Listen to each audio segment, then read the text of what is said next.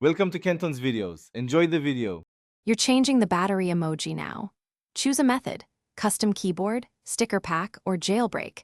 Then gather a clean PNG at 128 x 128 or 512 x 512 with transparency. Once done, install the keyboard app or sticker creator and enable it in settings.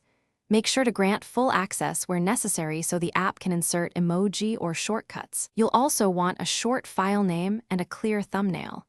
This gets you into the editing workspace fast, avoiding. Now create and import. Open the keyboard or sticker app and import your PNG, then crop and center the battery graphic. Once done, resize to 64/128 pixels for optimal display and save it as a sticker or custom emoji.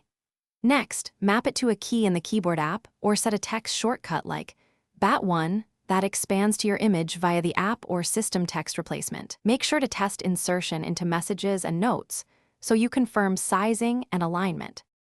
Finish by testing insertion in several apps, messages, mail, and social apps to verify the battery emoji displays correctly. If it fails, toggle to the custom keyboard, reinstall the keyboard or sticker app, and restart your device. Permissions often block insertion. Once finished, pin the keyboard or add the shortcut to favorites so you can access it quickly. If you're on iOS and avoid jailbreaking, use the sticker or shortcut approach. It's the safest, most compatible way to replace the battery glyph without system hacks.